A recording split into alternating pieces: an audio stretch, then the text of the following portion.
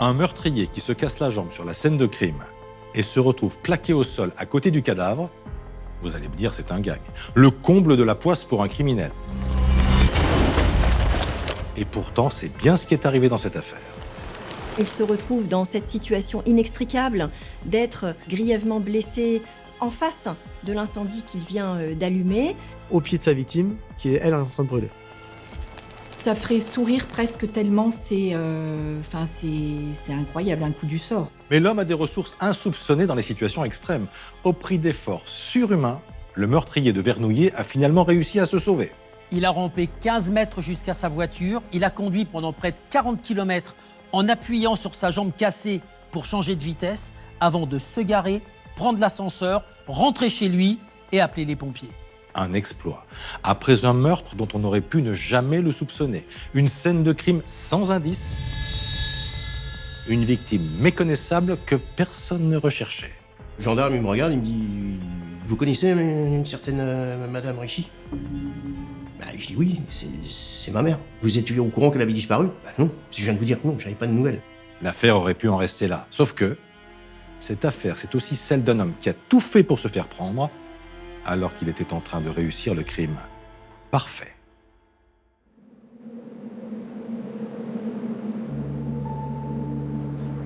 Vernouillet, dans les Yvelines.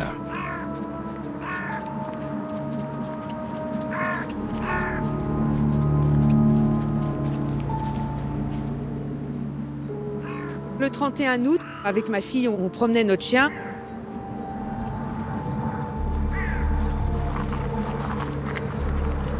Nous avons découvert ici un tas de pneus qui étaient calcinés avec des gravats. La veille, on avait vu un os et on s'était dit que ça devait être un os d'animal, on ne s'était pas posé plus de questions. Du coup, on était assez attentifs pour que notre chien ne prenne pas cet os. Donc on passe sur le côté et ma fille, elle me dit « Maman, il y a un crâne ».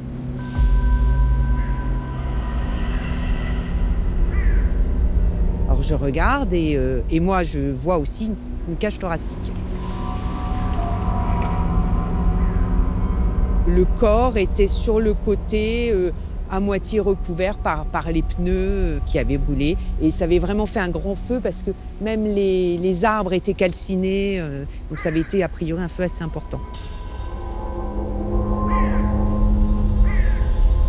On était assez bouleversés et du coup on ne s'est vraiment pas attardé. Et donc c'est là qu'on s'est dit qu'il fallait appeler la police.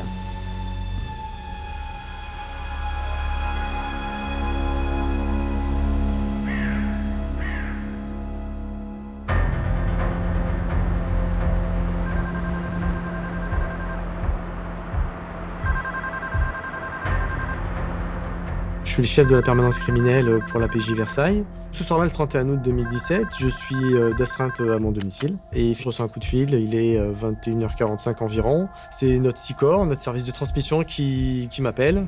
Donc on me dit découvert d'ossements humains sur la commune de Vernouillet.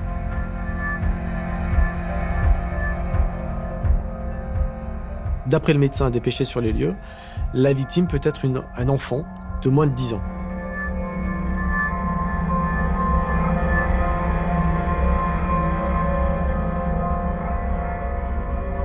Il n'y a pas de disparition signalée au niveau du département, en tout cas on n'en a pas été avisé.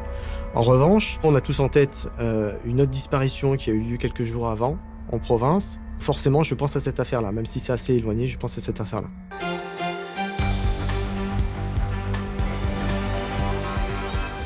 L'angoisse en Isère, 3 jours maintenant après la disparition de la petite Maëlys. Malgré l'arrivée de renforts, les recherches n'ont rien donné. Toujours aucune trace de la fillette. Les enquêteurs n'excluent plus la thèse criminelle.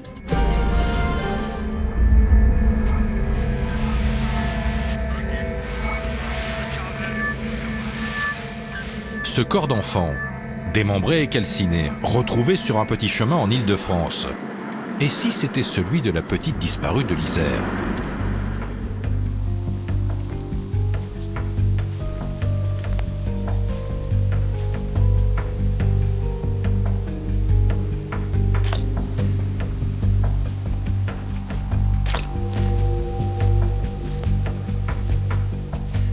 On arrive sur les lieux, il est 22h30 environ.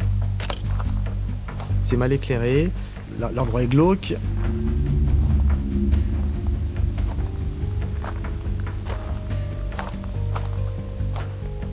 C'est un chemin un peu perdu, en bordure de champs. Et là, sur une petite montée, il y a deux tas de gravats qui ont été incendiés. Tout est entièrement carbonisé, c'est que des restes. On distingue clairement les restes d'un crâne humain.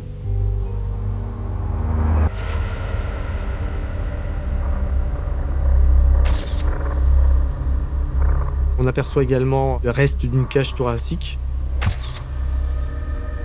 qui semble enchevêtrée dans des fils métalliques qui pourraient être le reste de pneus. Et puis il y a quelques os.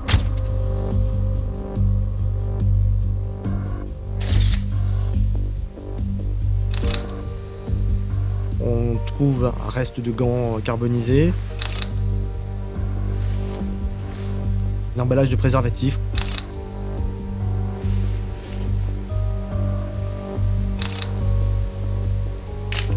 Ça faisait quelques années que j'étais à la crime. C'est pas courant de découvrir un corps dans cet état-là.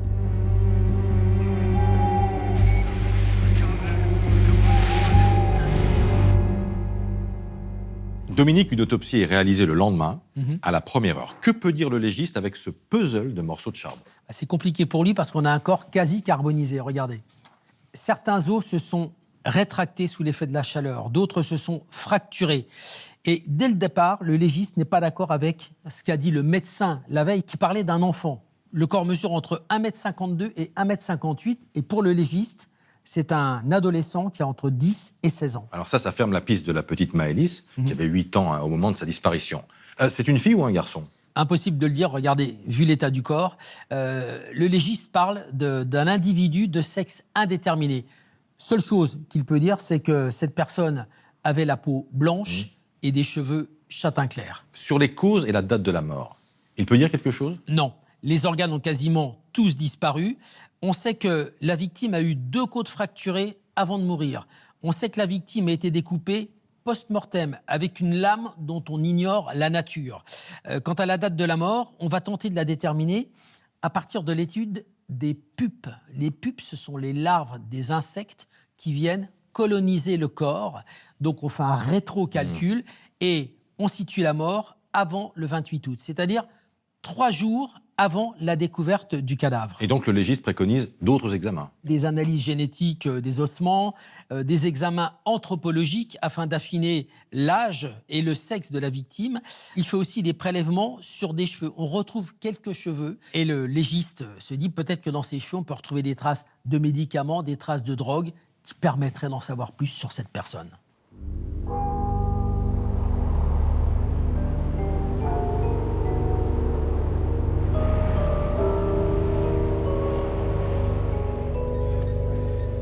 Un ado dont on ne connaît même pas le sexe. Comme indice, c'est plutôt maigrelet. Mais c'est le seul dont disposent les enquêteurs de la crime.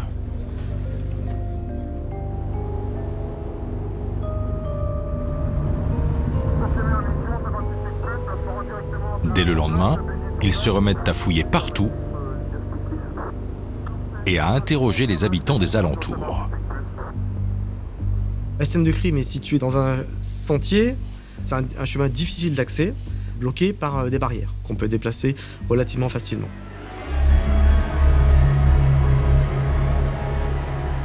On va découvrir d'autres restes humains, des petits os et surtout des dents.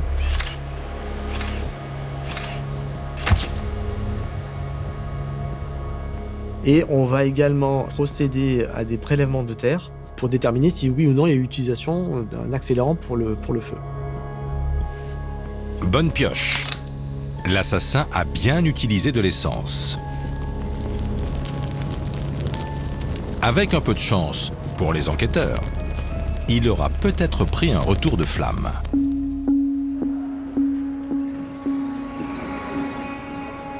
Comme on le fait habituellement dans ce type d'enquête, on va interroger les hôpitaux pour savoir si des personnes se sont présentées les jours précédents pour des brûlures.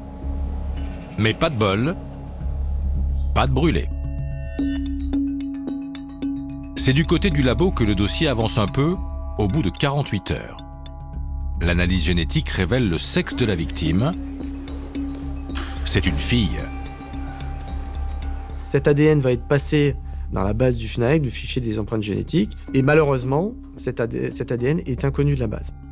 Le portrait de la victime se précise quand même, car grâce à son ADN, les experts ont pu établir ce qu'ils appellent les caractères morphogénétiques, c'est-à-dire certains de ses traits physiques.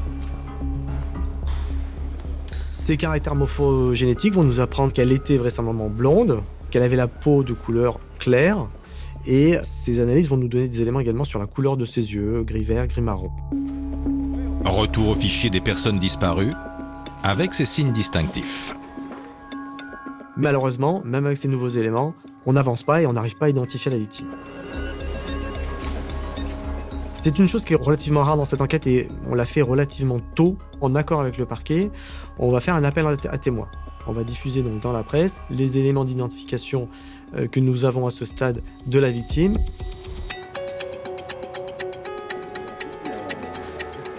Quelques témoins se manifestent bien auprès de la crime, mais rien de concret. Tant qu'on n'arrivera pas à identifier la victime, on n'arrivera pas à trouver l'auteur.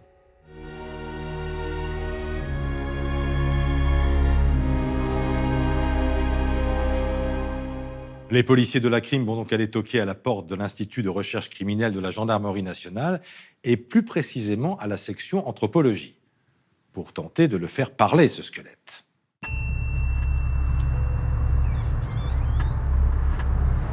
Je m'appelle Franck Nolot, je suis anthropologue au sein de l'Institut de recherche criminelle de la Gendarmerie depuis une vingtaine d'années.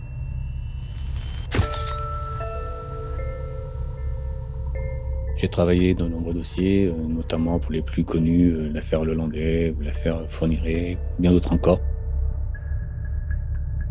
Notre principal enjeu, ça a été de déterminer l'âge de la personne et bien sûr, quelle était l'origine des traces de découpe.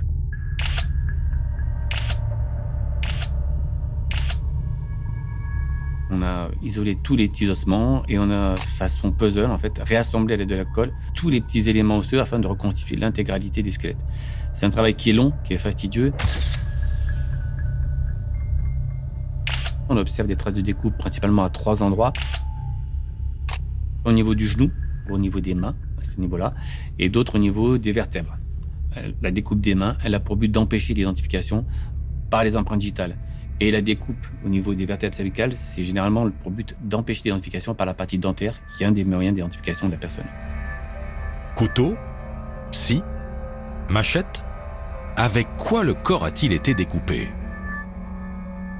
On va faire un examen à la loupe binoculaire, à différents grossissements pour voir si on voit des éventuelles stries, des éventuelles marques, si ces marques sont régulières, irrégulières, la taille de ces marques. Et ces éléments-là vont nous orienter sur un type d'outil qui a pu être utilisé. Et l'expert est formel. Ce n'est pas une hache, ni une machette, c'est une scie. Et il est même encore plus précis.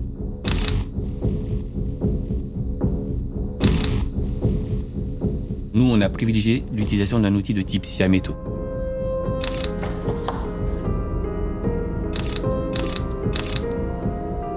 À part ça, les experts ne peuvent pas s'avancer davantage sur les causes de la mort, tellement le corps a été dégradé par l'incendie.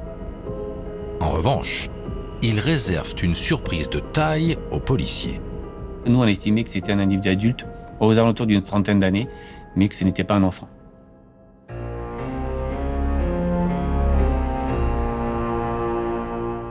Alors Dominique, je récapitule. On a une femme d'une 30aine d'années, la peau claire, les yeux marron vert et les cheveux blond foncé. C'est un peu court pour réaliser un portrait robot. Est-ce que le laboratoire d'anthropologie de l'IRCGN peut mieux faire? Oui, ils vont faire une reconstitution faciale en réalisant différents scanners avec un logiciel qui prend en compte 78 points de repère sur le crâne, la mandibule. Les gendarmes recréent un visage en appliquant les critères donnés par les analyses morphogénétiques. Et voilà ce que ça donne. Les gendarmes ont essayé 3 coiffures. Alors, c'est une reproduction fidèle du visage ou est-ce que c'est une ébauche, une esquisse? En tout cas, ce n'est pas une photographie. Mais c'est un outil qui peut peut-être permettre à quelqu'un de reconnaître une personne qu'ils connaissent. Ok, mais ils vont faire quoi de ce portrait? Eh bien, les gendarmes vont le comparer d'abord avec celui des femmes disparues en France, et puis ils vont le diffuser dans les services de police et de gendarmerie, et même à l'international via Interpol, mais de ce côté-là, ça ne va toujours pas donner grand-chose. Un cadavre qui vieillit de jour en jour. En 2 semaines, le corps de Vernouillet est donc passé de l'enfance à l'adolescence, puis à l'âge adulte. Ça oblige les policiers à changer 2 fois leur fusil d'épaule. Mais ce nouveau profil, une femme blonde de 25 à 35 ans, yeux marron vert, ça ne matche avec aucune disparition en France. À croire qu'elle n'existe pas.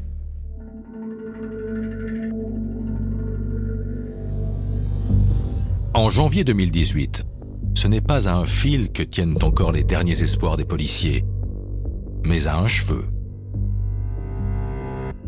L'élément qui a été déterminant pour faire avancer l'enquête, c'est l'expertise toxicologique qui est réalisée sur les cheveux de la victime.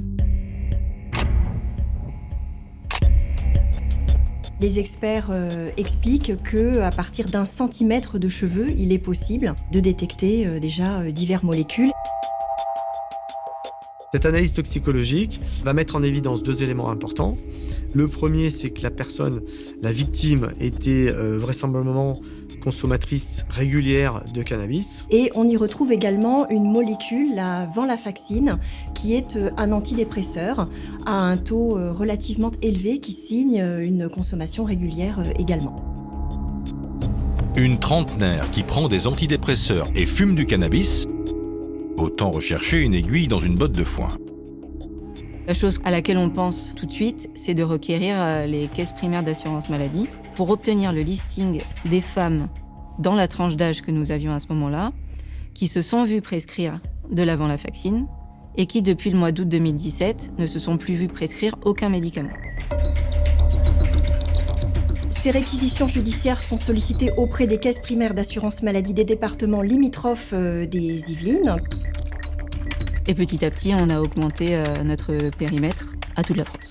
C'est un travail qui est long, qui est chronophage, et un travail de fourmi qui nécessite du temps.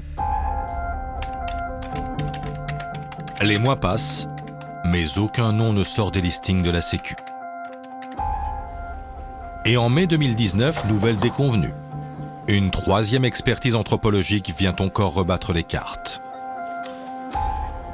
Cette fois-ci, on nous indique que la victime est âgée de 50 à 70 ans. Donc c'est une nouvelle tranche d'âge très différente des autres. Là encore, toutes nos investigations sont à refaire. Et là, on se dit qu'on a perdu du temps et de l'énergie sur ces listings qui nous avaient déjà été transmis. La poisse. Pourtant, les enquêteurs ne se découragent pas. Tant qu'il y a des données, c'est-à-dire qu'il y a toujours quelque chose à chercher. C'est quand on n'a plus rien que ça devient un peu désespérant ou qu'on peut tomber dans un certain désarroi. Mais là, en l'occurrence, il y avait ce fil à tirer. Et donc, on continue à tirer ce fil jusqu'au début du mois de juin 2019, où on a un appel nous informant qu'il y a un match au FNAEG.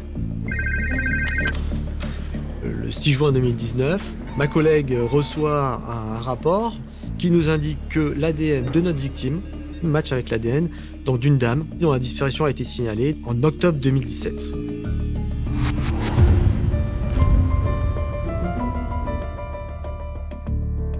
Il s'agit de Madame Anne-Marie Richy, qui est née en 1949.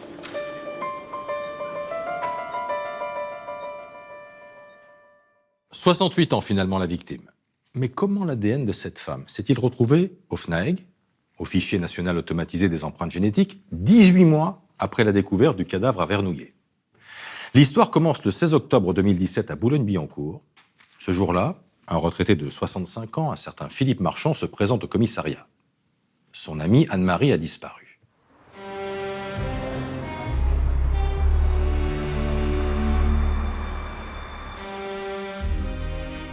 Monsieur Marchand va expliquer qu'il est sorti d'hospitalisation le 3 octobre 2017, qu'il a eu quelques nouvelles de sa compagne qui lui a indiqué qu'elle se trouvait à Cambrai par des textos, pas plus, mais qu'il ne l'a jamais vue revenir, bien qu'elle ait averti qu'elle allait revenir le 8 octobre.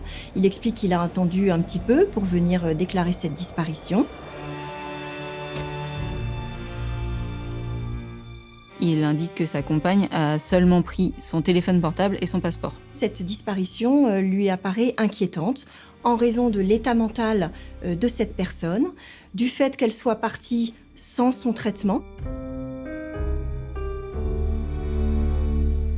La disparue est tout de suite présentée par son compagnon comme souffrant de troubles psychologiques et comme étant bipolaire à tendance schizophrène.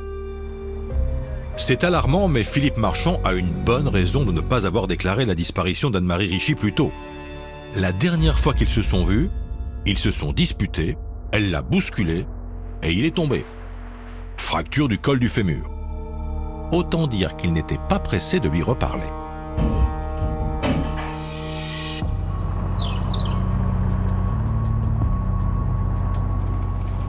La brigade de la répression de la délinquance aux personnes, la BRDP, prend le dossier en main. Elle inscrit le jour même Anne-Marie Richy au fichier des personnes recherchées et elle demande la géolocalisation de son téléphone. Le dernier bornage du téléphone d'Anne-Marie Richy date du 8 octobre sur Boulogne-Billancourt, qui est le domicile de Monsieur Marchand à ce moment-là. Le 8, c'est la date à laquelle Anne-Marie comptait revenir de Cambrai. Est-ce qu'elle était déjà rentrée et n'a pas prévenu Philippe?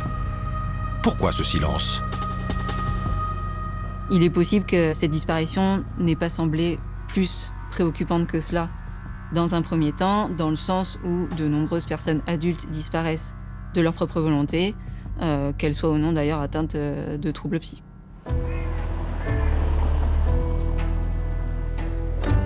Mais les semaines passent. Au début, la BRDP appelle régulièrement Philippe Marchand pour savoir s'il a disparu et revenu. Puis c'est silence radio.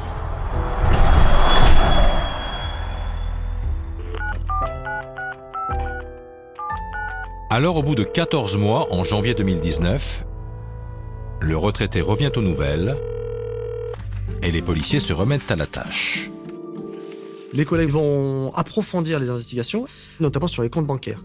Et on va s'apercevoir qu'après la disparition d'Anne-Marie Richy, ces comptes bancaires sont encore utilisés. Que ce soit au moyen de sa carte bleue, mais également au moyen de chèques.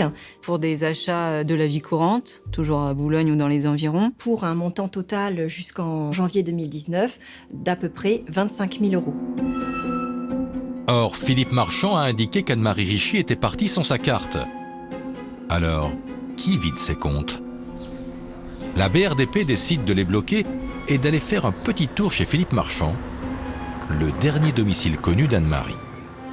Chez Monsieur Marchand, il y a un certain nombre d'éléments qui vont commencer à intriguer quand même les enquêteurs.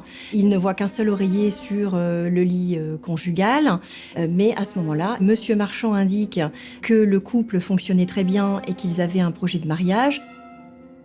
Néanmoins, il s'est déjà débarrassé d'un certain nombre d'affaires de madame. Ce à quoi Monsieur Marchand répond qu'il les a donnés à des organismes.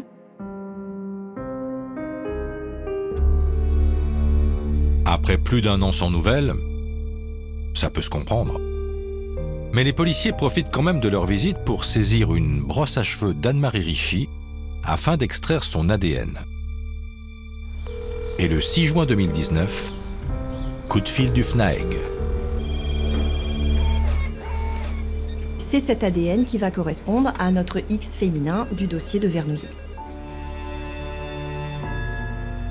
Un coup double pour le FNAEG qui vient de faire avancer 2 équipes. La BRDP qui essayait de savoir où était passée Anne-Marie Richy, et pour la crime de Versailles qui cherche depuis 18 mois à mettre un nom sur son cadavre du chemin des Poiriers.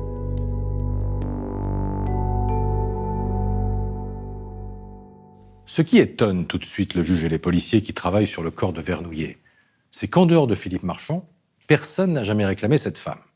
Comme si elle n'avait ni collègues, ni famille, ni amis.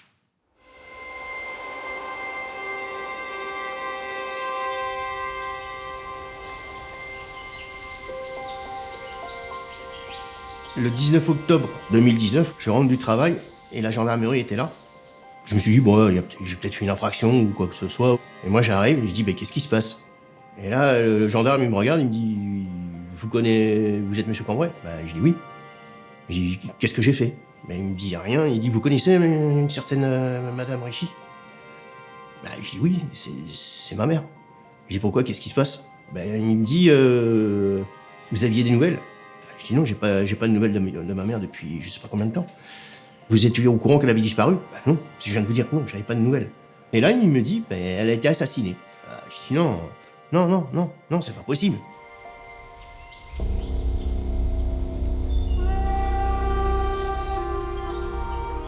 Mon père, il se pend, et ma mère, elle a été assassinée.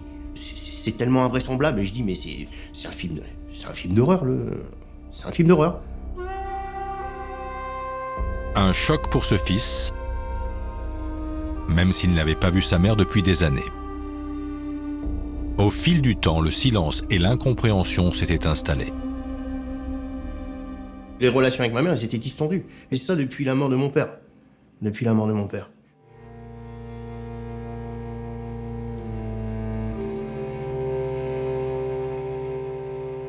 Le père d'Olivier se suicide. Dans un contexte dont on comprend que c'est un contexte de violence conjugale. C'est d'ailleurs Olivier qui va trouver son père. Mon père est mort en novembre 84. Et je suis resté avec ma mère jusqu'aux grandes vacances, on va dire.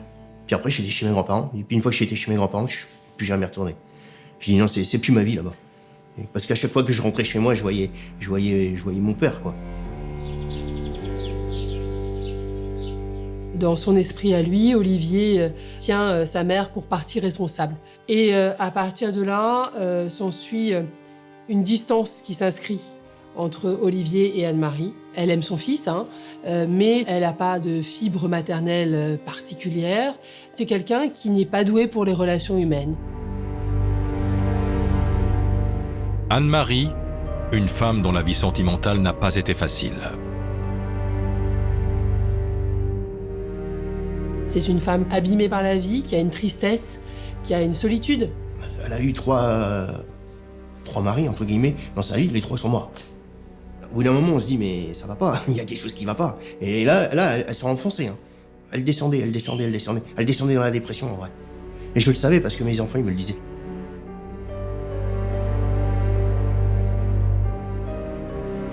C'est une femme qui a connu des épisodes dépressifs, qui est traitée d'ailleurs pour ça, qui a un traitement anxiolytique, antidépresseur. Des phases dépressives qui l'ont souvent conduite à l'hôpital.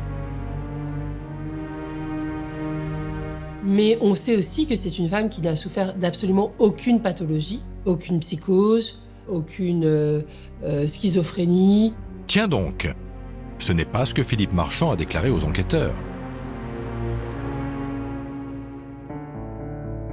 La route de ces deux-là s'était croisée fin 2015. Cela faisait 5 ans qu'Anne-Marie avait pris sa retraite de la RATP, la société des transports parisiens où elle a travaillé presque toute sa vie. Quand elle rencontre Philippe Marchand, Anne-Marie Ritchie, c'est une femme qui est cabossée par la vie, mais qui mène aussi son quotidien de femme indépendante, autonome. Elle a de quoi subvenir à ses besoins. Et donc, c'est pas une petite chose fragile, Anne-Marie Ritchie, à ce moment-là. Moi, j'ai su qu'elle était avec Philippe Marchand par Internet, en vrai. Mes fils, ils m'avaient montré, elle dit, tiens, regarde, mamie, elle ira avec quelqu'un. C'est une relation qui se noue sans doute très rapidement autour d'un malentendu. Philippe Marchand lui fait miroiter un certain nombre de choses qu'elle a envie d'entendre. Assez rapidement, il lui parle de voyage. Assez rapidement, il lui parle de mariage. Et elle est flattée sans doute de l'intérêt qu'il lui porte. Il y a une petite différence d'âge entre eux. Elle est un peu plus âgée que lui. Elle tombe sous le charme. Il est éminemment charmant. Et ça fonctionne parce que c'est une femme qui a aussi grandi dans l'idée de ce qu'un prince charmant se présenterait un jour à sa porte pour la sauver.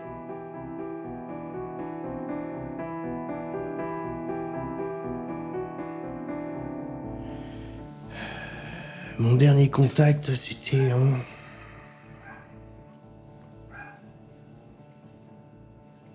2017, je crois bien. Ou 16, je sais plus. Moi, ça devait être un an avant sa disparition, je crois. Et je l'appelle, et là, elle me dit, je dis, maman, c'est moi. Elle me dit, qu'est-ce que tu veux? Ah, je dis, ce que je veux? Bah, rien. Au revoir. J'ai raccroché. C'est la dernière fois que j'ai entendu.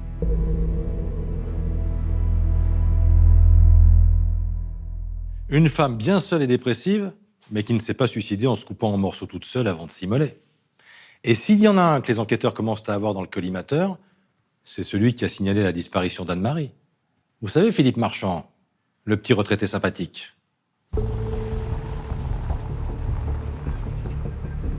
Même si effectivement à ce stade-là, il est beaucoup trop tôt pour pouvoir l'incriminer, mais on se dit, il faut forcément chercher du côté du compagnon. Et du côté du compagnon, il y a quand même des petits détails qui mettent la puce à l'oreille des enquêteurs. Lors de la déclaration de disparition inquiétante, il explique qu'au cours d'une dispute, Anne-Marie Ritchie l'a poussé. Qu'en tombant, il s'est cassé le col du fémur. Il explique qu'Anne-Marie Ritchie était encore au domicile au moment où le SAMU arrive, que c'est même elle qui ouvre la porte et qui leur fournit les documents de Philippe Marchand. En revanche, lors de l'exploitation de l'appel 17 aux pompiers, Philippe Marchand va déclarer qu'il s'est blessé en faisant un jogging. Donc on s'aperçoit déjà, à ce stade-là, qu'il y a des différences entre ce qu'il déclare aux pompiers et ce qu'il déclare aux enquêteurs de la BRDP.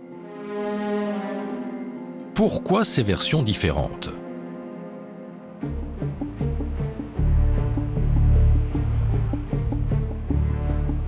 Philippe Marchand, en 2019, il a 67 ans. C'est un retraité qui habite à Boulogne-Billancourt, qui a un appartement à Fréjus, qui a pas mal d'économies et qui aime dans la vie faire du sport. Un homme sans histoire, il est inconnu des fichiers de police. Un retraité inconnu des fichiers de police, mais très actif sur les réseaux sociaux.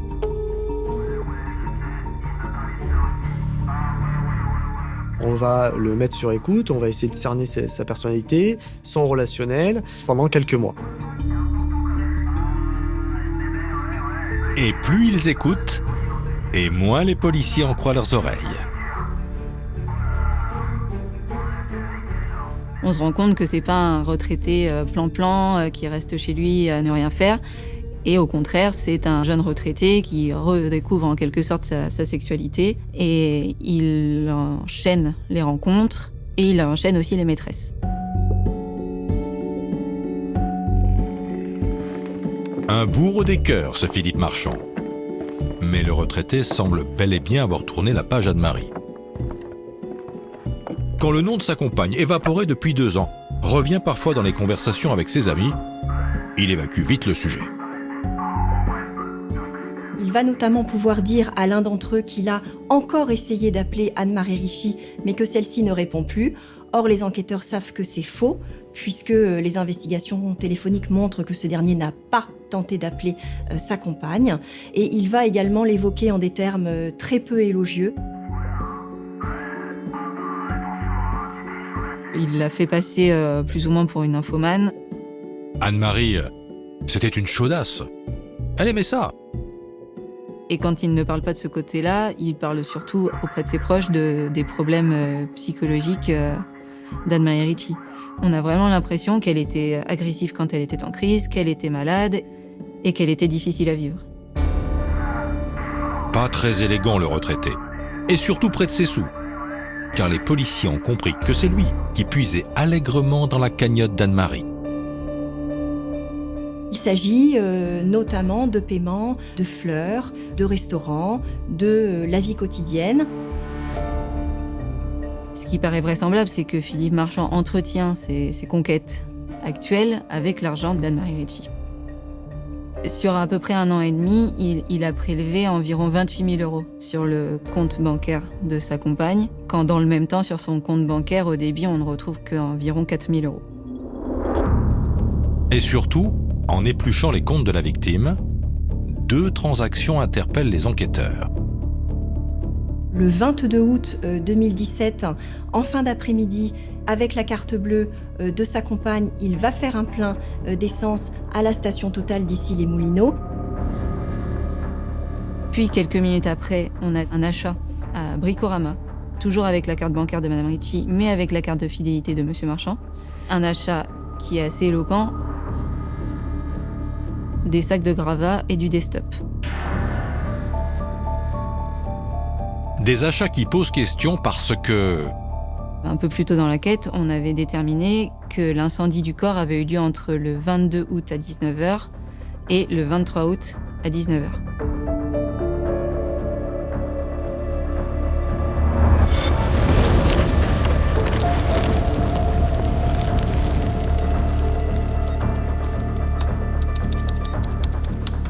Dernier point, et non des moindres, la géolocalisation.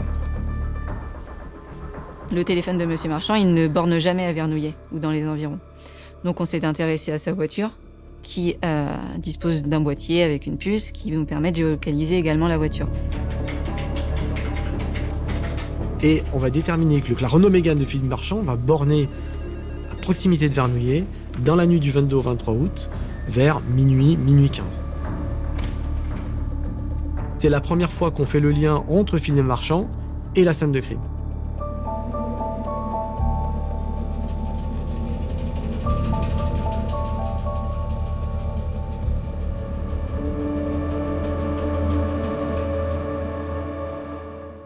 Avec les éléments que lui ont fournis les collègues de la BRDP et ceux qu'elle vient de réunir entre juin et octobre 2019, la PJ de Versailles a maintenant assez d'indices pour interpeller Philippe Marchand.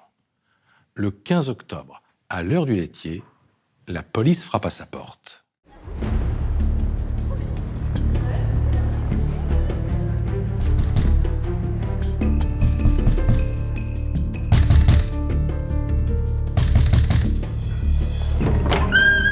On se présente comme étant la brigade criminelle de Versailles et on l'informe qu'à partir de ce moment-là, il est placé en garde à vue pour meurtre. Mais on ne cite pas immédiatement Anne-Marie Ricci. Il ne pose pas de questions, il ne s'insurge pas d'être placé en garde à vue comme le font certaines personnes. Il est presque détaché de ce qui est en train de se dérouler devant lui.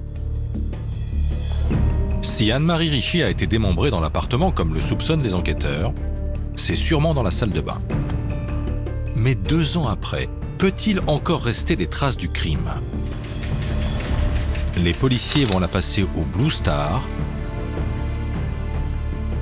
et très vite, une trace apparaît sur le lavabo, mais pas que.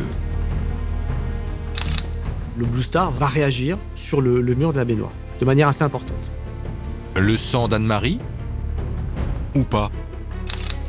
On va prendre la décision de prélever les carreaux du mur et on va découper, littéralement, une partie du mur pour se donner toutes les chances de retrouver son ADN.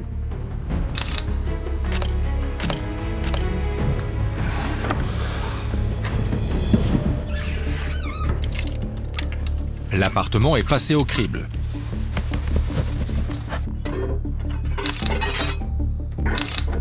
Sans oublier la cave et le garage.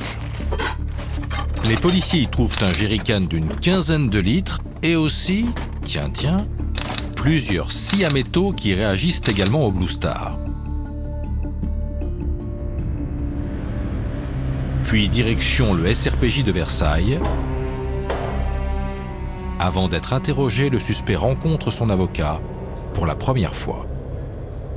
Déjà, je suis assez surprise de la personne que je rencontre parce que c'est une personne très lisse, qui présente bien. Sur les faits eux-mêmes, spontanément, il va me dire que voilà, il comprend pas très bien pourquoi il est placé en garde à vue. Qu'à cela ne tienne, les enquêteurs ont 48 heures pour l'aider à comprendre. Et avec les atouts qu'ils ont en main, ils sont confiants. À 16h55, la première audition commence. Un temps pour mettre le suspect en confiance. Au départ, les faits sont pas tellement abordés. On va surtout parler de Monsieur Marchand, de sa biographie, voilà, de son histoire personnelle. Monsieur Marchand est plutôt serein, plutôt hautain vis-à-vis de nous et vis-à-vis de ma collègue. Il se donne un petit peu un air professoral, il est assez clinique, assez froid. Mais quand on parle de lui, les phrases sont longues. Il aime bien parler de ce qu'il a fait dans sa vie, il aime bien étaler tout ça.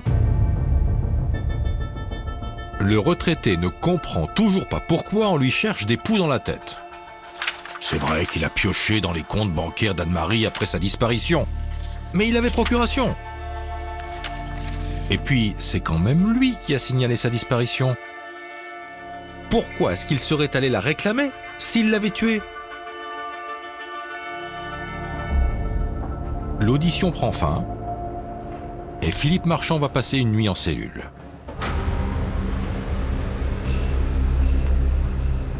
Lors de la deuxième audition, on commence à aller un petit peu plus dans le vif du sujet, à plus parler d'Anne-Marie Ritchie que de lui-même.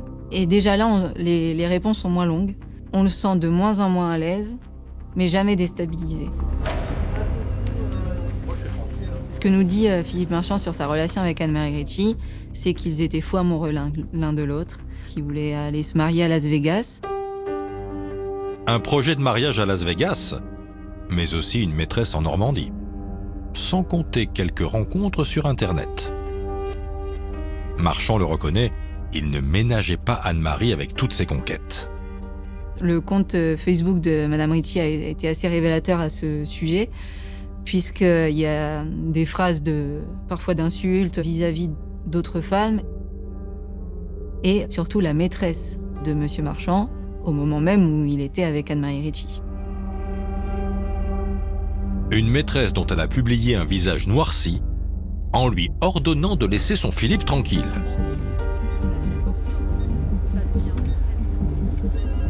Ma collègue l'emmène vers là où elle veut le conduire, le met face à toutes ces contradictions.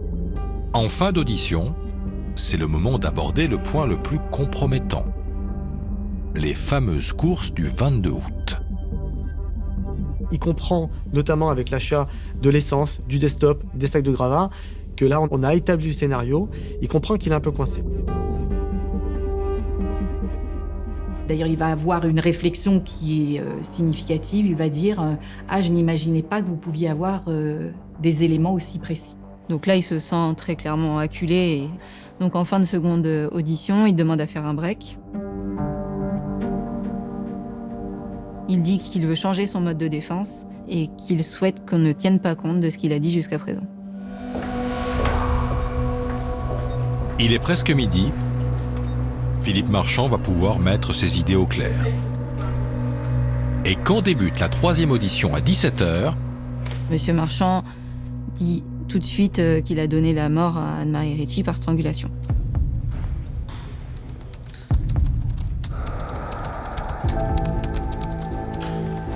C'est vraiment la première phrase qu'il dit en début de troisième audition. Et là, il débite littéralement ses aveux en parlant vite, en faisant des phrases très courtes, toujours de manière très clinique et presque encore détachée. ce matin du 22 août 2017, Anne-Marie est en colère, très en colère, explique-t-il. Depuis plusieurs jours, elle lui reproche sans cesse ses infidélités. Quand vers midi, elle va proférer vraiment des menaces, des insultes. Elle est très très virulente. Et à un moment donné, elle va se jeter sur lui et elle va le saisir à la gorge. Il dira que c'est la première fois qu'elle l'agresse physiquement. Et il dit avoir été pris de colère, avoir lui-même mis ses deux mains autour du cou d'Anne-Marie Ritchie. C'est vraiment le réflexe presque d'autodéfense. Et là, il appuie pour la faire taire.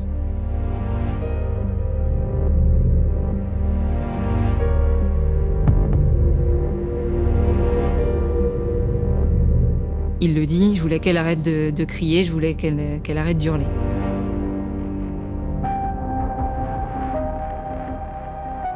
Il dit qu'elle gesticule un peu, mais que d'un autre côté, elle ferme les yeux, et comme si elle acceptait son sort.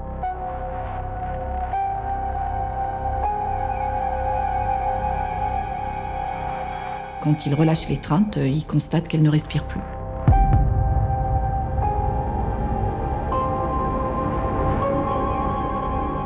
Il dit qu'il va rester un moment prostré à côté du corps de sa compagne, plusieurs heures, ne sachant que faire.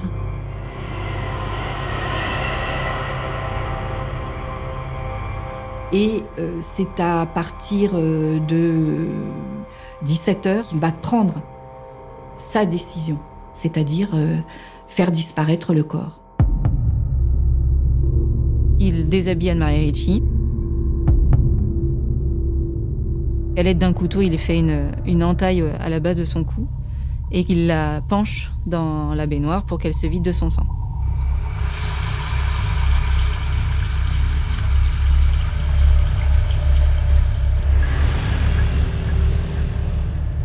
Et c'est effectivement en fin d'après-midi qu'il va sortir, faire les achats, sac de gravats, stop, bidon d'essence. De retour à son domicile, il procède au démembrement de la victime. Non sans avoir au préalable cassé les dents d'Anne-Marie Ricci avec un marteau. Et puis, il va nous préciser quelque chose qui n'avait pas pu être déterminé lors de l'autopsie, vu l'état du corps. Philippe Marchand va nous indiquer qu'il a découpé la peau du bout des doigts pour détruire les empreintes papillaires. Il voulait retarder l'identification du corps de sa compagne.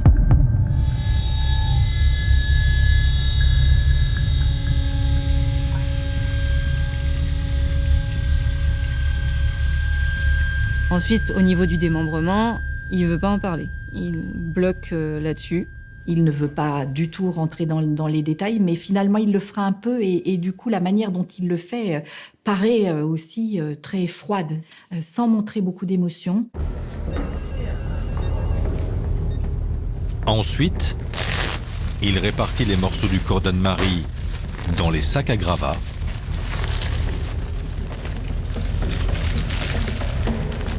Les charge dans sa voiture et roule au hasard jusqu'à Vernouillet. Là, il dit avoir aperçu un petit sentier isolé. Il était un peu plus de minuit. Arrivé en haut du chemin, il se rend compte qu'il y a un amoncellement de pneus. Il sort de sa voiture, il place les restes d'Anne-Marie Ricci dans les pneus en faisant une espèce de construction.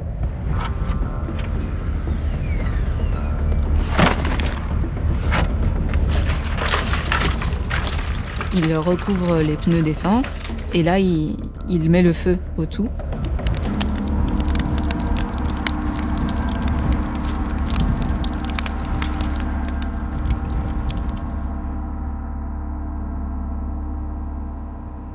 Lorsque je lui demande des précisions sur la manière dont il a allumé le feu. En réponse, Philippe Marchand me dit allumer le feu, ça me fait penser à une chanson de Johnny Hallyday. Aïe, aïe, parce que je me dis, mais qu'est-ce qui lui passe par l'esprit pour dire une chose pareille? Faire référence à Johnny Hallyday dans ces moments-là, c'était assez glaçant et totalement inapproprié. Et les policiers sont tellement choqués, en fait, de la réflexion de Monsieur Marchand qu'ils se regardent les uns les autres en écarquillant les yeux. Allumer le feu et voir grandir la flamme. Sauf que la flamme, elle grandit pas.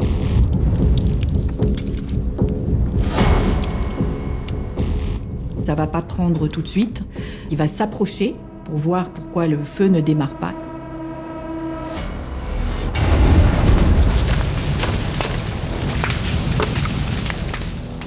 Et là, il y a un souffle assez important qui l'aveugle et le fait reculer précipitamment. Ce fameux effet blast qui le fait tomber et il se casse le col du fémur.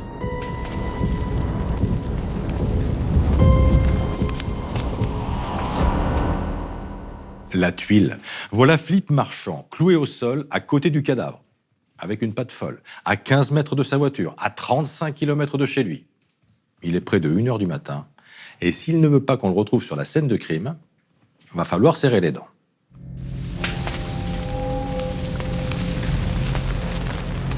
Il se retrouve dans cette situation inextricable d'être grièvement blessé en face de l'incendie qu'il vient d'allumer. Au pied de sa victime, qui est, elle, en train de brûler. Cette fracture, effectivement, ça ferait sourire presque tellement c'est incroyable, un coup du sort. Il est sonné, Marchand. Il explique qu'il est resté allongé 2-3 minutes avant de comprendre qu'il s'était fracturé le col du fémur. Il dit dans un premier temps qu'il sent pas la douleur. Qu'il était dans un état second, qu'il était au summum de l'adrénaline.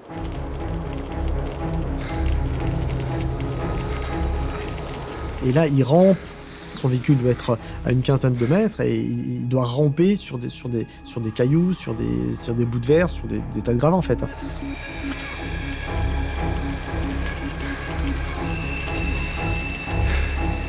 Le plus compliqué, ça va être de se hisser dans le véhicule, parce que, évidemment, il peut absolument pas prendre appui sur cette jambe. Il peut encore moins se mettre debout.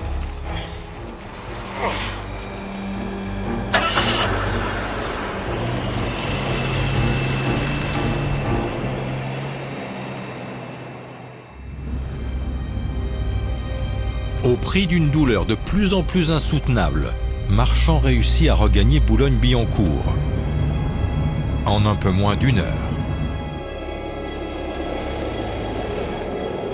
Le parcours du combattant n'est pas terminé, parce qu'une fois rentré chez lui, il faut qu'il se gare, il faut qu'il sorte à nouveau du véhicule. Il faut qu'il puisse remonter jusque chez lui et appeler les secours.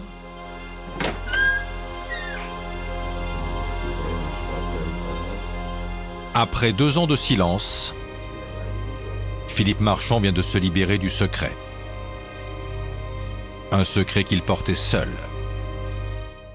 À mon sens, si M. Marchand n'avait pas relancé le service d'enquête pour disparition inquiétante de Mme Ritchie en janvier 2019, l'enquête aurait pu en rester là. Si M. Marchand s'était débarrassé de toutes les affaires de Mme Ritchie, aucun ADN n'aurait été retrouvé. Donc en réalité, oui, peut-être que le crime de M. Marchand serait resté impuni. Oui, oui.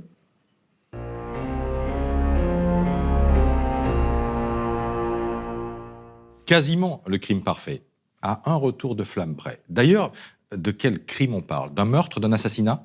Alors, dans ses aveux, Philippe Marchand parle de légitime défense. Ça, c'est sa version. Quant à l'achat des sacs à gravats, le desktop, l'essence, eh bien, il les a faits après le meurtre. Donc, la juge considère qu'il n'y a pas de préméditation. Philippe Marchand est mis en examen pour meurtre et pour atteinte à l'intégrité d'un cadavre, puisqu'il a découpé sa copine. Ok. Le sang que l'on trouve sur le carrelage de la baignoire, révélé par le Blue Star, c'est celui d'Anne-Marie ou pas? Non, c'est pas celui d'Anne-Marie. C'est un ADN féminin non identifiable. Quant à l'ADN retrouvé sur le joint du lavabo, eh bien, c'est celui de Philippe Marchand. Ok. Et sur les outils, on trouve quelque chose? Non. Il faut savoir qu'un anthropologue de l'Institut médico-légal de Paris, au regard de certaines abrasions sur les os, à l'endroit où ils ont été découpés, dit que le meurtrier s'est également servi d'une scie mécanique, qui pourrait être un couteau électrique. Vous savez, les années 70. Les années 70 pour découper le poulet le dimanche, là. Même si Philippe Marchand dit qu'il n'a pas utilisé ce type d'ustensile, et même si, au cours de la perquisition, les policiers n'ont pas retrouvé ça chez lui. Et puis il y a aussi cette fracture du col du fémur. On se demande comment il a pu conduire avec une fracture pareille, quoi. Ouais. Parce que la jambe, elle pendouille, elle est hors d'usage. Puis il y a la douleur. Bah oui. Alors pour l'expert qui a examiné le dossier, expert médical, il est formel, c'est impossible de conduire une voiture avec un fémur cassé. Et il faut appuyer sur la pédale d'embrayage. Donc effectivement, ça a dû être un calvaire. Et donc quoi, ça veut dire qu'il aurait eu l'aide d'un complice? Alors l'instruction va se poser la question. On pense notamment à 2 personnes. On pense à une ex de Philippe Marchand, une ex-maîtresse, et on pense à un de ses potes d'enfance. Et les enquêteurs vont pouvoir vérifier ça grâce à la téléphonie, parce que en mai 2018, pressentant que l'enquête sur l'inconnu de Vernouillet allait être compliquée, eh bien les flics de la PJ ont demandé aux opérateurs, tous les opérateurs, de geler les données téléphonique au mois d'août 2017 dans toute la France. Et la téléphonie met tous ses proches hors de cause. Donc il faut admettre que la peur de se faire prendre l'adrénaline peut pousser un homme à se dépasser, à aller au-delà de la douleur. Et vous savez, pour Philippe Marchand, on peut parler d'un parcours du pénitent.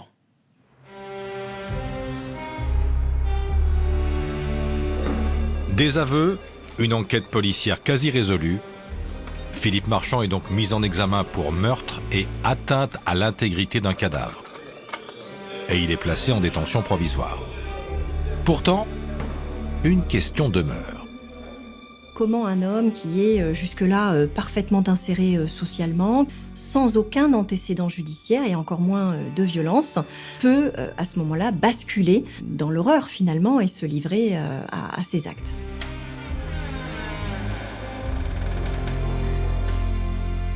C'est tout l'enjeu des expertises psychiatriques et psychologiques.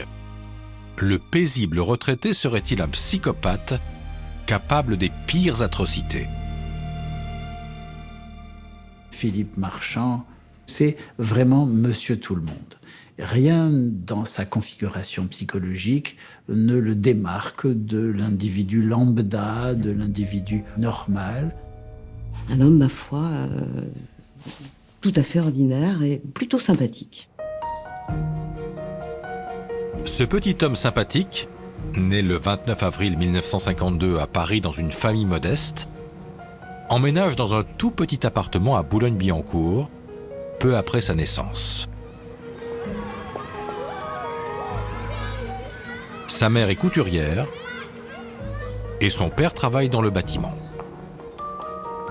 Un père dont il va finir par me livrer qu'il était alcoolique et que régnait un climat très clairement de violence interparentale, mais aussi de violence à son égard. Et l'événement déterminant dans la vie de Monsieur Marchand, c'est l'arrivée de son frère qui vient après lui. Et là, catastrophe, il n'y a plus assez de place dans cet appartement pour loger tout le monde. Il va être, à compter de la naissance de son frère cadet, obligé d'aller vivre chez sa grand-mère. Et effectivement, il va se sentir exclu du foyer familial. Toute sa prime enfance est marquée par cela.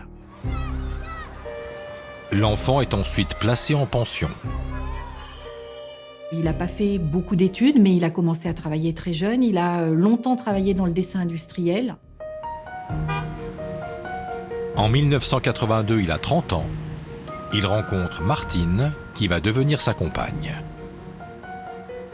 Ce qui l'a fait aimer cette femme, c'est qu'elle soit flanquée d'un fils qui avait 9 ans, étant rappelé que lui-même, à 9 ans, quitte son foyer familial. Ils vont avoir une fille en 1986. Le couple mène une vie sans histoire, jusqu'au premier accident de parcours. À 40 ans, Philippe Marchand est licencié et il va devenir artisan taxi. C'est un métier dans lequel il a pris énormément de plaisir. Pourquoi ? Il est son propre maître. Il n'a de compte à rendre à personne. Et il était heureux. Jusqu'à ce que Martine tombe malade à l'aube de la soixantaine. Cette femme va prendre beaucoup de poids, son corps change. Il n'y a plus de relations sexuelles. Et Monsieur Philippe Marchand se plonge dans les sites de rencontres. C'est une première relation extra-conjugale qui va mettre un peu le feu aux poudres entre lui et sa compagne. Il est confronté à un véritable dilemme. Il ne veut ni quitter sa compagne, ni abandonner sa nouvelle vie de Casanova. Il lui propose alors un marché. Ils restent ensemble, mais Martine accepte ses aventures extra-conjugales. Martine refuse, et elle le quitte. Pour consoler sa peine, son ami d'enfance lui fait découvrir les soirées échangistes. Et là, ça part dans tous les sens.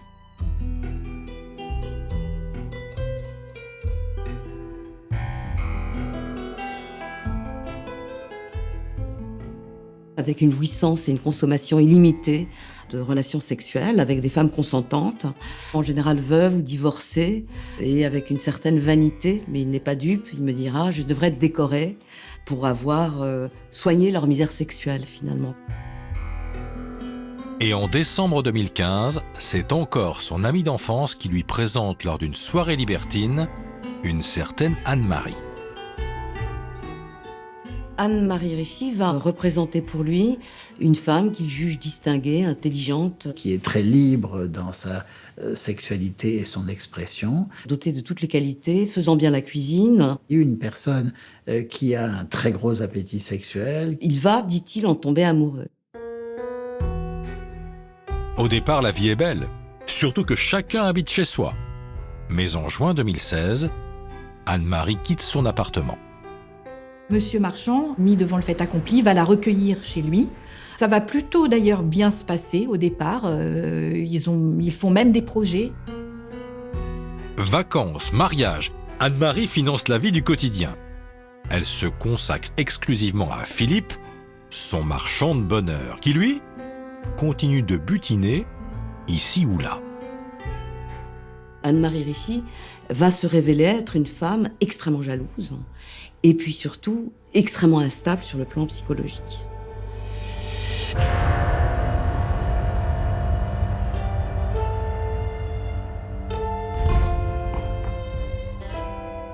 Il n'aime pas la confrontation, il n'aime pas le conflit, il a plutôt tendance à se soumettre quand il y a un conflit, mais s'il se soumet, c'est bien sûr avec une accumulation de frustration, et ça, il ne le supporte pas. Il n'aime plus la frustration.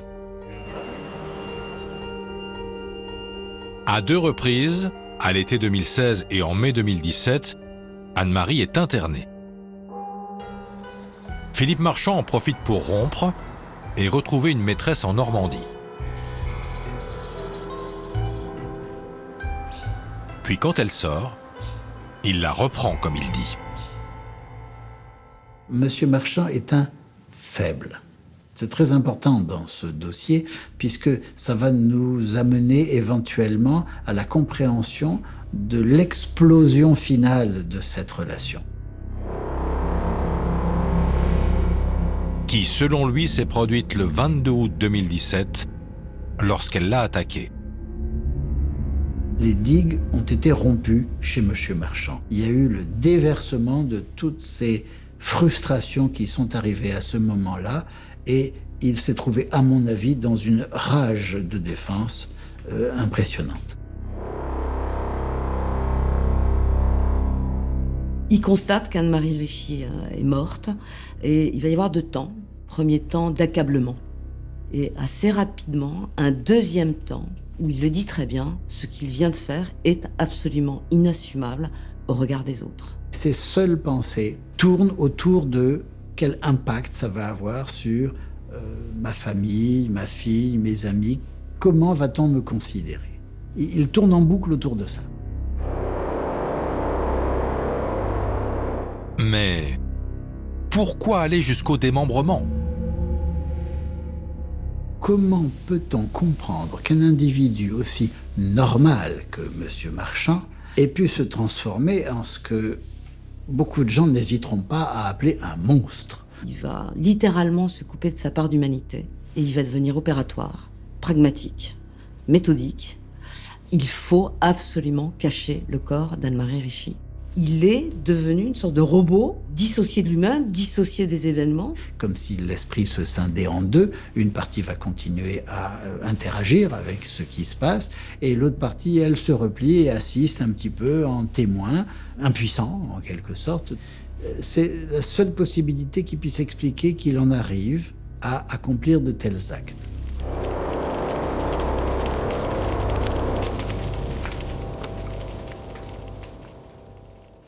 Un acte monstrueux commis par un homme normal, qui ne souffre d'aucune maladie mentale.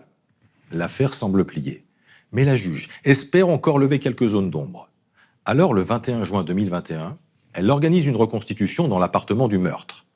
Près de 2 ans après sa mise en examen, elle va confronter Philippe Marchand au médecin légiste.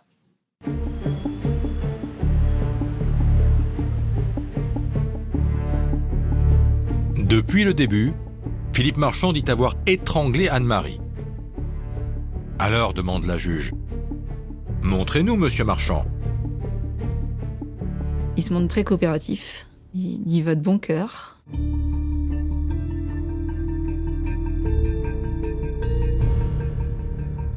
Il se met au-dessus du mannequin pour mimer l'étranglement, pour mimer ce qu'il appelle la reptation entre la porte de la cuisine et la porte de la salle de bain.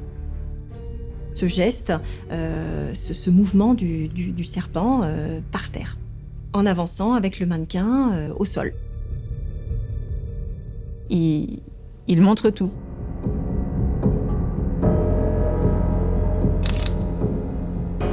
Il indique ensuite l'avoir porté, en ayant d'abord fait une petite tranchée, comme il dit, au niveau de son cou. et d'avoir basculé Anne-Marie Ritchie tête en avant dans la baignoire pour qu'elle se vide de son sang. Ce que les médecins appellent une exsanguination. Il voulait éviter de laisser des traces partout. L'endroit qu'il indique avoir percé pour permettre au sang de s'écouler n'est pas un endroit particulièrement vascularisé. Donc cette exsanguination, telle que décrite par Monsieur Marchand, n'est scientifiquement pas possible. On en déduit que nécessairement le démembrement a été moins chirurgical que Monsieur Marchand a pu le décrire et que en réalité ce travail a dû être ponctué d'éclaboussures de sang. C'est une boucherie, car un corps ne peut se vider de son sang si le cœur ne bat plus. Marchand admet d'ailleurs qu'il a mis plus de 3 heures pour faire ce travail sordide. Et au fait, le couteau à gigot. Ce dernier point est totalement réfuté par Philippe Marchand, qui explique qu'il n'a absolument pas utilisé de scie mécanique ou en tout cas d'outils mécaniques. Dominique, sur le crime, les choses sont claires.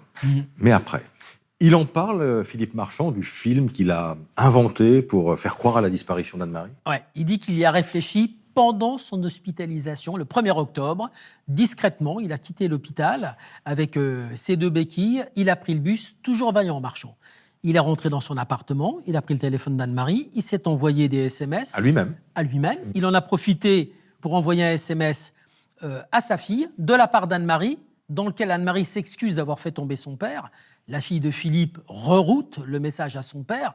Il est à l'hôpital, ça va lui remonter le moral. En fait, tout le monde doit tomber dans le panneau. Ses proches, sa famille, sa fille, tout le monde. Et quand il sort de l'hôpital, il fait quoi? Mais il continue. Il sort le 3 octobre. Le 6 octobre, il s'envoie des SMS, dont un d'Anne-Marie qui lui dit qu'elle rentre le 8 octobre. Il invite un pote ce jour-là, qui va constater qu'Anne-Marie n'est pas rentrée. Ben évidemment, elle n'est pas rentrée.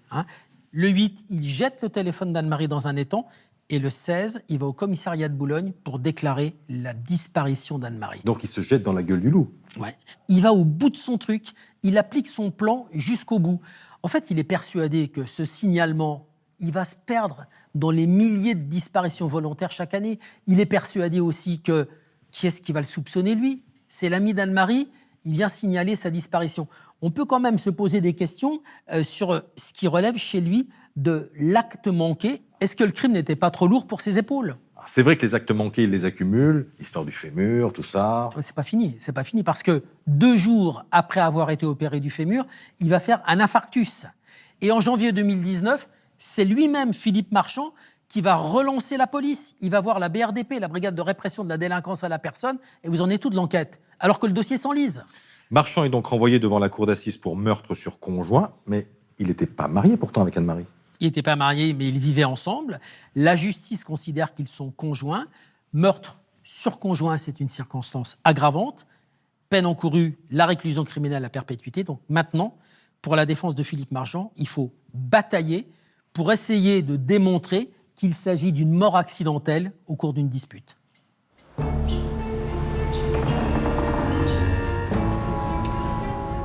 Lorsque le procès s'ouvre le 6 mars 2023 à Versailles, Philippe Marchand a 71 ans. Et après 3 ans et demi en détention provisoire, il a encore de l'allure, le retraité. Quand je l'ai eu en face de moi, je me suis dit, mais c'est un papy. C'est un papy. C'est un monsieur à qui tu donnes tes petits-enfants, quoi.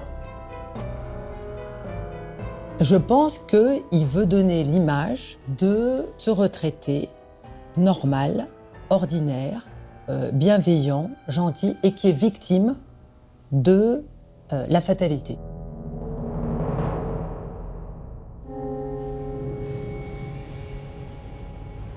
Quand je le voyais, je regardais ses mains. Et je me suis dit, c'est avec ces mains-là qu'il l'a tué. Comment on peut devenir aussi barbare comme ça? Parce que non, c'est pas des mains de meurtrier. Philippe Marchand, c'est par cette apparence qu'il donne et la monstruosité des faits qu'il commet, le visage de la barbarie ordinaire. Casser cette image, c'est la tâche difficile de la défense. Je lui dis de toute façon, notre enjeu, c'est pas la culpabilité, c'est la peine. Et moi, tout mon travail va être de vous réhumaniser. Parce que les faits qui vous sont reprochés sont graves et sordides. Et d'essayer d'expliquer comment ça a pu déraper de cette manière-là. Et pour l'avocate de Philippe Marchand, c'est assez simple. Il y avait d'un côté Madame Ricci avec ses troubles de la personnalité, il y avait sa grande jalousie aussi, et Monsieur Marchand avec son profil qui a fait que voilà, on en est arrivé là et on a une situation qui a complètement dérapé et dégénéré. De l'autre côté de la barre, c'est un autre combat. Ce que je vais tenter de montrer, c'est qu'on n'arrive pas là par hasard. Dans les féminicides, ce qui est insupportable à l'assassin ou au meurtrier, c'est le fait d'être quitté. Et que c'est un crime de la reprise de possession. Là, c'est singulier parce que c'est un crime de la dépossession. Et c'est parce qu'elle est trop présente, trop envahissante, trop encombrante, qu'on s'en débarrasse finalement comme un déchet, vous savez, comme un rebut. Dans le box, l'accusé s'accroche à sa ligne de défense. C'est une bagarre qui a mal tourné avec une femme instable. Madame Ricci, elle avait quand même 30 ans de suivi psychiatrique. Elle avait de grosses difficultés à ce niveau-là. Se dépeindre évidemment comme la victime de la pathologie d'Anne-Marie Ricci ou des agissements d'Anne-Marie Ricci, ce n'est en rien audible. Philippe Marchand refuse d'évoquer le démembrement. Est-ce qu'il veut épargner au fils de la victime les détails les plus macabres ? En tout cas, la partie civile insiste. Et il finit par reconnaître avoir utilisé un couteau électrique. Vous savez, les couteaux électriques dont on se sert pour couper le gigot du dimanche. Et ça, il l'avait oublié. Et ça, il s'en est rappelé à l'audience. Et il l'a dit, toujours avec une espèce de facilité déconcertante. Ah, mais oui, mince, c'est vrai. J'ai eu du mal pour certaines parties du corps et je suis allée chercher mon couteau à gigot. Ça provoque l'effroi, la stupéfaction. Au procès, j'ai appris des choses qui font mal au cœur, que j'aurais jamais dû entendre. J'aurais jamais dû entendre. L'image du retraité normal qu'il essaye de renvoyer s'effrite un peu plus quand la cour évoque des lettres écrites pendant sa détention. 2 courriers qui sont exactement similaires à la lettre près et qu'il adresse à 2 femmes qui, en tout cas, ont eu des sentiments pour lui. Il change juste les prénoms, hein, mais sinon, il dit exactement les mêmes mots d'amour, les mêmes engagements, les mêmes promesses pour l'avenir. Il fait les mêmes projets avec les 2. Ça révèle pour moi quand même beaucoup de cynisme. Du cynisme aussi quand il pompait l'argent d'Anne-Marie pour faire des cadeaux à ses maîtresses. Philippe Marchand a pourtant bien essayé de se justifier.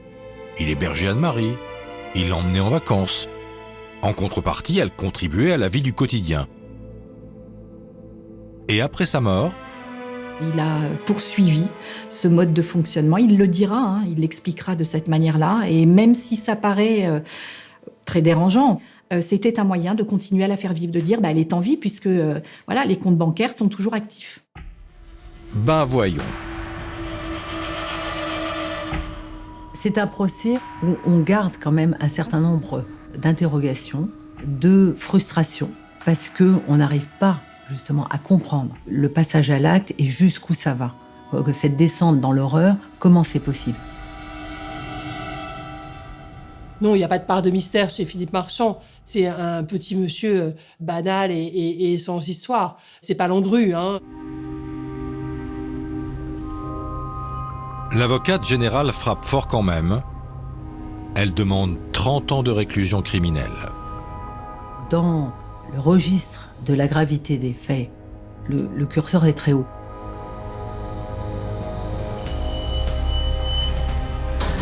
La cour, plus magnanime, condamne l'accusé à 25 ans. Dans son esprit, tout de suite, il me le dit, pas d'appel.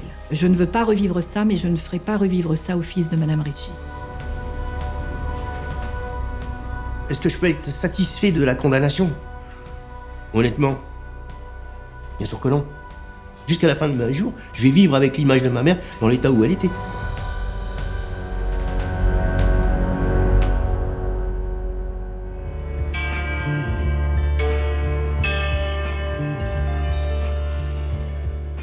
Olivier a enterré sa mère en mai 2021. C'était juste après le 3e confinement. Ils étaient 3 autour de la tombe. Sa femme, son fils et lui.